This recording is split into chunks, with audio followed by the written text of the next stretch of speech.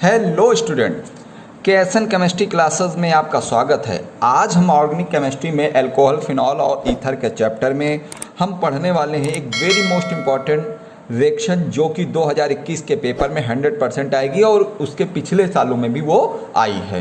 तो आइए शुरू करते हैं। नाइट्रेशन जो हेडिंग है हमारी जिसे हमें पढ़ना है वो हेडिंग है नाइट्रेशन। इसको हिंदी में कहते हैं नाइट्रीकरण। ठीक है, तो इसमें हम क्या करने वाले हैं, फिनॉल की क्रिया, ठीक है, फिनॉल की क्रिया नाइट्रिक अम्ल से कराने वाले हैं। तो आपको ध्यान देना है, एक बार नाइट्रिक अम्ल हम डाइल्यूट लेंगे, डाइल्यूट का मतलब तनु लेंगे, और एक बार फिनॉल की क्रिया कंसंट्रेट नाइट्रिक अम्ल से कराएंगे। ठीक है, दो तरह की रिएक्शन कराने वाले हैं, बहुत ध्यान से देखिएगा। और जो दूसरी रिएक्शन है वो वेरी मोस्ट इंपॉर्टेंट है और पेपर में 100% आती है। मैं इसमें कोई दो राय नहीं, मैं बिल्कुल अपनी पूरी क्षमता के साथ कह सकता हूँ कि 100% आती है। ठीक है, तो देखिए रिएक्शन देखिए, यहाँ पर हिंदी में बाद में लिख दूंगा। फिनॉल, फिनॉल, ये देखिए फिनॉल है, बेंजीन के ऊपर अगर OH लग जाता है, इस बेंजीन के ऊपर OH लग जाता है तो ये क्या है, फिनॉल। और इसकी क्रिया HNO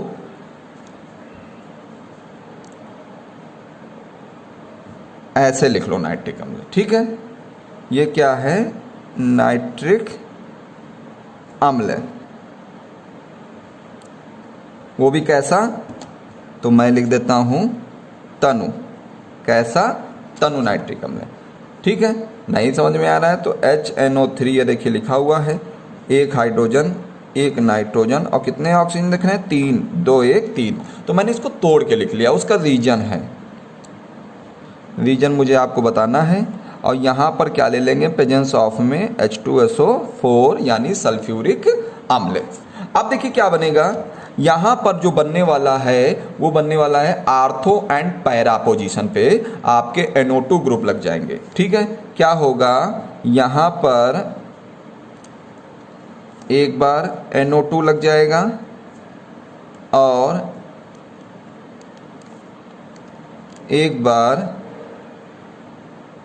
पैरा पोजीशन में लग जाएगा। ठीक है, कब लग जाएगा, जब हम तनु नाइट्रिक अम्ल लेंगे। ध्यान रखिएगा, अगर फिनॉल की क्रिया तनु नाइट्रिक अम्ल से करा रहे हैं, प्रेजेंस ऑफ क्या है, H2SO4, तो ये हो जाएगा आपका, ये कौन सी पोजीशन है, आर्थो नाइट्रो। NO2 को क्या कहेंगे, नाइट्रो, और बेंजीन के ऊपर OH लगा है तो क्या है, फिनॉल, आर्थो नाइट्रो फिनॉल। और ये कौन सी पोजीशन है, पैरा, तो पैरा NO2 को क्या बोला, नाइट्रो। और इस अगर नाइट्रो को हम छुपा लें तो इस बेंजीन के ऊपर OH लगा है तो इसको क्या कहेंगे, फिनॉल। ठीक है, यानी ये आर्थो पोजीशन है, ये क्या है, आर्थो पोजीशन है, तो हमने आर्थो लिख दिया, NO2 को नाइट्रो लिख दिया। अगर NO2 को छुपा ले तो इस बेंजीन के ऊपर OH लगा है तो इसको कहते हैं फिनॉल। इसी तरह ये कौन सी पोजीशन है, पैरा पोजीशन है, और NO2 को कहा नाइट्रो, अगर NO2 को छुपा लें तो यहाँ पर क्या बचा, खाली फिनॉल, तो पैरा नाइट्रोफिनॉल, आर्थो नाइट्रोफिनॉल। ठीक है, अब बात है कि दोनों चीज़ें मिश्रण, दोनों मतलब मान लीजिए एक बर्तन में आपका आर्थो नाइट्रोफिनॉल भी है और एक क्या है, पैरा नाइट्रोफिनॉल है। तो अब इसको अलग कैसे करेंगे, तो सीधे सीधे जान लीजिए, आर्थो नाइट्रोफिनॉल जो होता है इसका बॉइलिंग पॉइंट जो है वो इसकी तुलना में यानी पैरा नाइट्रोफिनॉल की तुलना में कम होता है, यानी इसका बॉइलिंग पॉइंट कम होता है और इसका बॉइलिंग पॉइंट क्या होता है, ज़्यादा होता है। तो हम क्या करेंगे, यहाँ पर एक बर्तन लगा देंगे और इसको हम नीचे से क्या करेंगे, इसको हीट करेंगे, तो इसमें जो सबसे कम बॉइलिंग पॉइंट वाला होगा वो वेपर बनके, वेपर का मतलब क्या है, वह वाष्प बनके यहाँ दूसरे बर्तन में चली जाएगी और पैरा नाइट्रोफिनॉल इसी बर्तन में रह जाएगी। इस तरह हम आर्थो नाइट्रोफिनॉल और पैरा नाइट्रोफिनॉल को अलग अलग कर लेंगे। ठीक है, समझ में आया।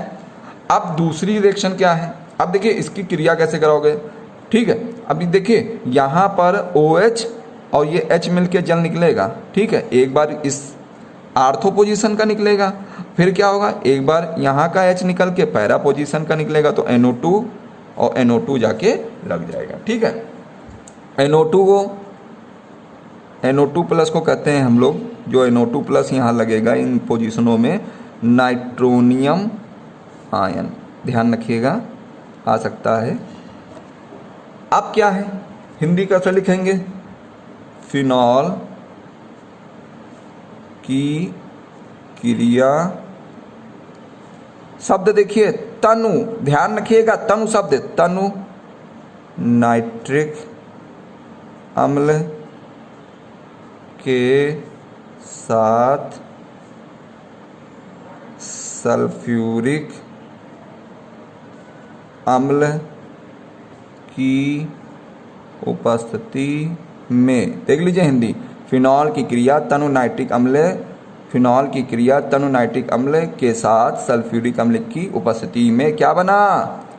आर्थो नाइट्रो, और ये क्या लिखा हुआ है? फिनॉल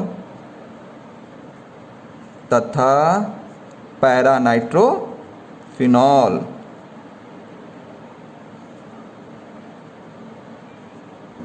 प्राप्त होता है। ठीक, अब दूसरी रिएक्शन, पिक्रिक अम्ल कैसे बनाएंगे फिनॉल से? Very most important, very very very, जितनी बार लगा दे उतनी बार कम है। इस रिएक्शन को बहुत ध्यान से पढ़िएगा। ठीक है, तो क्या करेंगे? फिनॉल ले लेंगे, फिनॉल ले लिया। अब की बार जो नाइट्रिक अम्ल हम लेने वाले हैं वो सांद्र लेने वाले हैं, यानी कंसंट्रेट लेने वाले हैं। ठीक है, तनु को कहते हैं डाइल्यूट और सांद्र को कहते हैं कंसंट्रेट। तो HNO3, ठीक है, वो भी कैसा? सांद्र नाइट्रिक अम्ल, प्रेजेंस ऑफ H2SO4 सल्फ्यूरिक अम्ल। तो क्या बनेगा? ये बनाया हमने फिनॉल।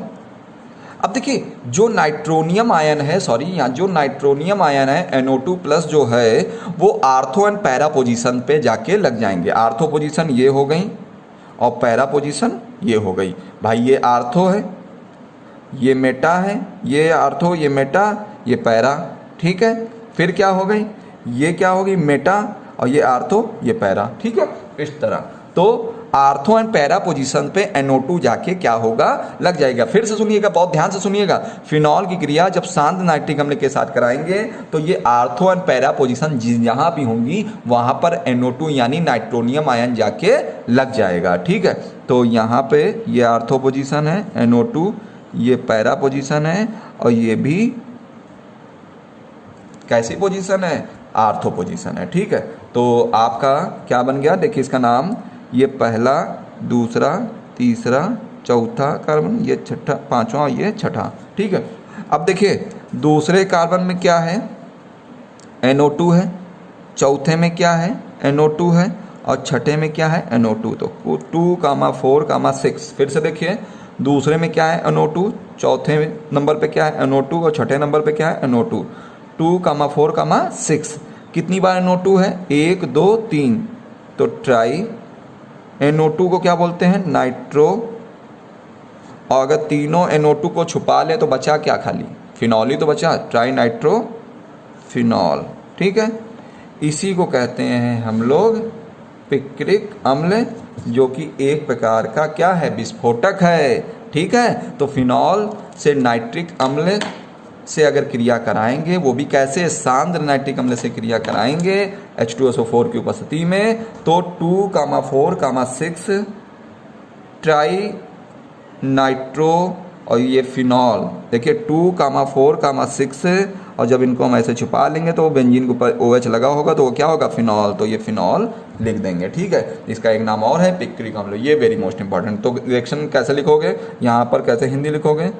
फिनॉल की क्रिया सांद्र नाइट्रिक अम्ल के साथ H2SO4 यानी सल्फ्यूरिक अम्ल की उपस्थिति में ये उपस्थिति लिखा होता, 340 मत समझ लीजिएगा। उपस्थिति में पिक्रिक अम्ल, ब्रैकेट में लिख देता हूँ 2,4,6 ट्राई नाइट्रोफिनॉल